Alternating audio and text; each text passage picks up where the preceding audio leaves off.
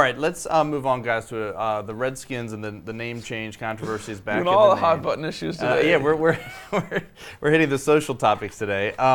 And just over the weekend, a couple of members of Congress, Senator Maria Cantwell and Representative Tom Cole of Oklahoma, wrote a letter to Commissioner Gooddell urging the commissioner and the league to formally support the name change for the Washington team here, the Redskins. My question is a simple one, Dan. Is it going to require an act of Congress for this to ever happen? No, I don't think so. I mean, I kind of have mixed feelings on the whole matter, but I think it would have to take a massive shift in American popular opinion on the topic. And we've seen, repeated polls that sort of indicate that a vast majority of Americans do not find a problem with this name right now. And I think that Cantwell and Cole were both on the record previously opposing the name, and they represent a minority of congresspeople, a vast minority.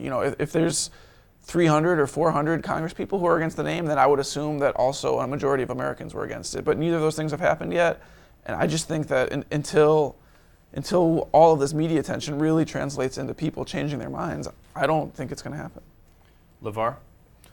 It would take an act from media, from Congress for it to change. Is what it comes down to. Everything that Dan just said, I think, makes perfectly good sense. Again, the argument here is that the name is viewed as a badge of honor, and it's actually an endearing term, and they have gone as far as they, being the Washington Redskins, have gone as far as to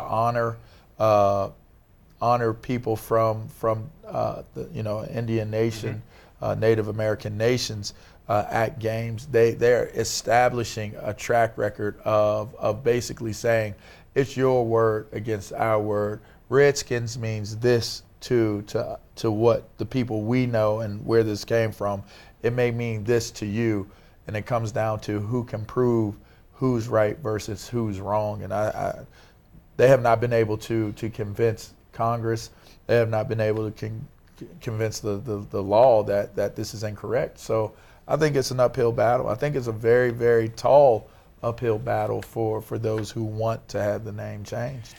You go ahead. No, I think are we out of time here? Adam. I think that there's also a perception among a lot of people that the Native Americans who are leading the protests are sort of fringe somehow, that they're not representing the mainstream of their community. And I think the fact that Tom Cole is involved, Tom Cole, a Native American congressman, I think that the fact that he's involved sort of speaks to the fact that if this becomes a widespread issue within Native Americans, not just with leaders and not just with people that are paying money to put these ads on, but if there's some kind of public opinion poll that reverses that Annenberg poll and that sort of indicates, yes, a majority of Native Americans do not like this name, I think that would be significant. And I think if Tom Cole gets involved and more mainstream leaders do, I think might. You failed to mention Mike Wise as well.